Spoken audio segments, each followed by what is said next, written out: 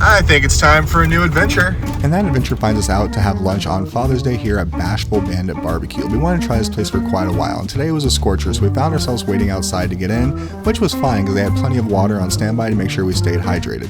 After we got in, it was like a traditional barbecue spot that you only dream of. The smells, the environment, the ambiance, the really limited menu, it's everything you want it to be. You find yourselves going up to the counter to order your food, which they make right in front of you, including the sides. Then you have the task of finding a place to sit. And well, we couldn't wait to dive in. Just look at that food. Dana got the pork sandwich with green chilies, and I got the brisket and sausage as you saw. First thing I tried was that mac and cheese, which I limited myself due to being a diabetic, but it was really good and really creamy. This sausage, it was actually my third choice. I wanted to get the smoked chicken and the ribs, but they were out of both of them. So I settled for the sausage. And that brisket was just pull apart amazingness. It melted in your mouth as soon as you put it in, and the flavor, the smoke ring, everything was phenomenal. Her sandwich, she dove in. I tried it a little bit later, but we'll get to that in a second. Let's talk about this sausage now. The sausage actually stole the show from me, which I could not believe, but we'll talk about that more here in a second. Since we heard this place was opening, we've been wanting to try it, and we finally had the opportunity. And well, I don't think it disappointed. I know you're a little shaky there to begin with because we had to wait in line outside, which it is 110 degrees. Well, according to my car, it's 115, but our phones say 110. Who do you trust? But we waited in line. It was relatively quick. I think we were in line maybe a total of 15 minutes. And that was outside and inside. They had a really good system going, but obviously with it being so hot, everybody was trying to eat inside. The only rough hurdle I had to begin with, you knew what you wanted right away. You just wanted to get the sandwich. And which one did you get? The green chili pork. Green chili pulled pork. And it came with one side. Two sides. One side. How many sides? It didn't come with any sides. It came with no sides. Mine came with the sides. Yeah. Let's try that again.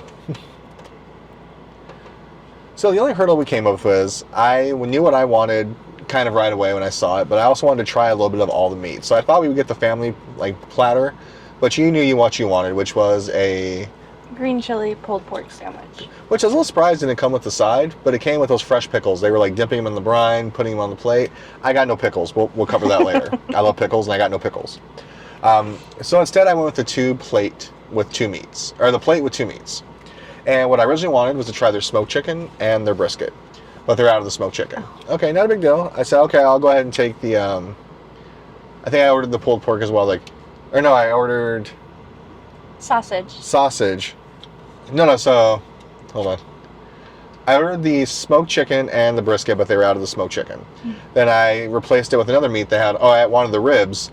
And they're yeah, we're out of the ribs. So I stopped. All right, man, just tell me what you got, and I'll pick from that. He goes, we got sausage. I was let's go with the sausage. He's all, do you want the hot or the cheese? Or the cheddar, I think it was. I was yo, just give me the non-hot one. I'll try that this time. Cool. Then I got the sides of mac and cheese and their borracho beans. And no pickles. It was a little sad. Those pickles were good. I stole your pickles since you don't like them. First thing I tried was the sausage, which was amazing. I absolutely loved that sausage. Cut that, if you will. I loved the sausage. It was delicious. I made you try it immediately. And then I also got the brisket, which there's lots of local barbecue joints around Tucson that we've tried over the years. This was the first one that I had that had the perfect smoke ring. It literally stretched apart with no problem. I was able to cut through my brisket with a fork with very little to no pressure. A plastic fork. And more importantly, when I took that first bite, well, what was your first impression when I gave you a bite of it? I was try this. I'm not usually a brisket person because usually brisket's kind of hit or miss sometimes. Yeah, to me it's the easiest thing to make, but also the thing to mess up the easiest. Yeah. And? It literally melted in your mouth. Yeah. And I'm not a fatty brisket kind of guy. I just had some fat on there. It melted in your mouth. It was eating buttered. Yeah. Well-barked butter with a great smoke ring. It was phenomenal. But I'm going to go on a limb and say the sausage actually stole the show for me. I really liked that sausage a lot.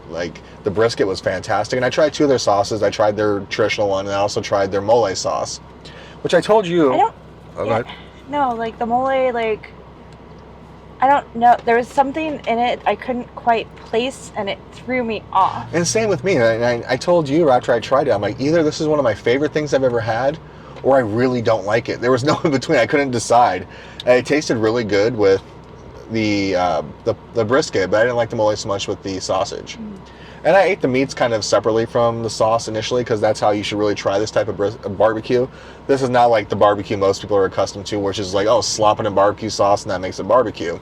No, like I'm sure you've heard of Franklin's and Austin, Texas, which is the most world-renowned barbecue joint there is. Like, I've watched many documentaries on Franklin's. This is up there with that with me, with the style that you're waiting, the way they're smoking, the type of time and care they put into it. I could not believe we have this high quality of barbecue here in Tucson now. Because everyone always goes on about Brother John's, which is decent, but to me it's, see, she grimaced. It's decent, but it's not barbecue. It's not that traditional slow cooked, like you're here at 3 a.m. getting the wood prepped, getting the fire stoked. Like, you can tell that they, and the thing I like too, I saw the owners, they were walking around in there, as I've seen them in a few of like the interviews around town. They were changing out the garbage, busting tables, in addition to going back, washing their hands, be behind the counter again. I respect and love that, because you can tell that was a passion. This is what they want to do, not what they have to do, and I respect it highly.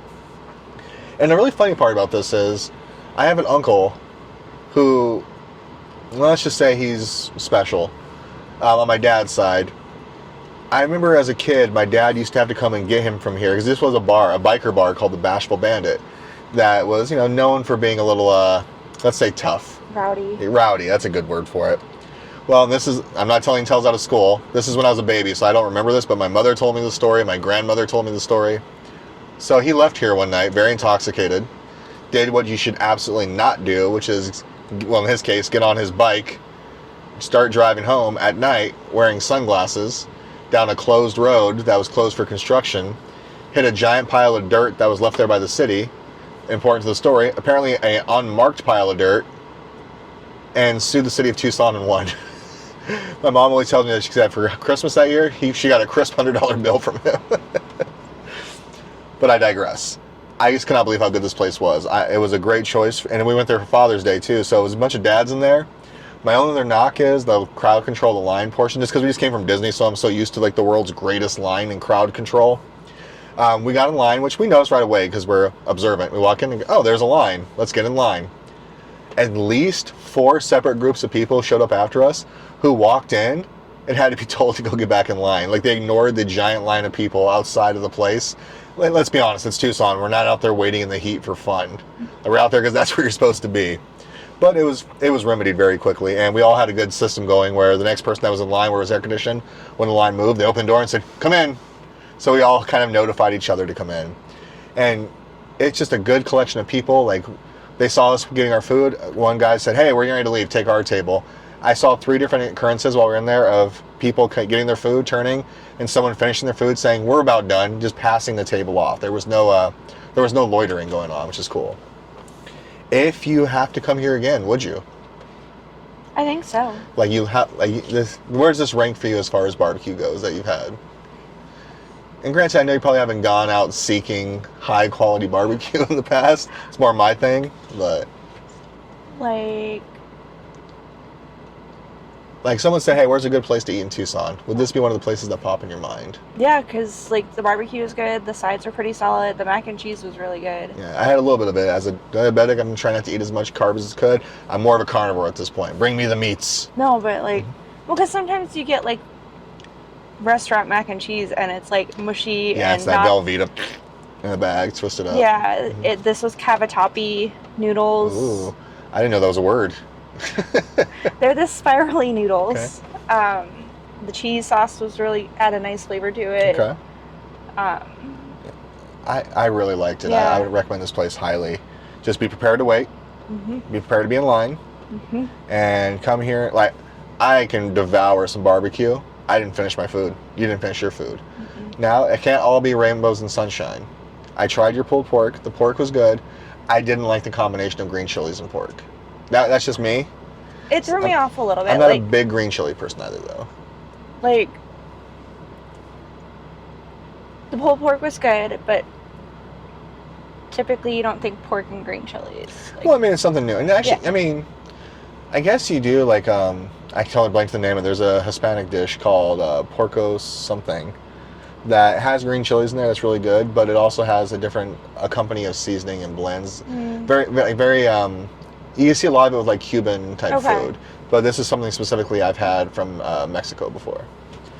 So I don't know. All in all, I'm so glad we chose to come here. And happy Father's Day to all the fathers out there if you're watching this. I know I'm a happy dad right now. And even happier because we got them Dutch brothers, so it's been quiet. All right, guys. Thanks for taking a ride with us. Let's take another ride again soon. Bye-bye, everybody. Bye. I'm going to go take a meat nap now. Dab on them, boys. There it is.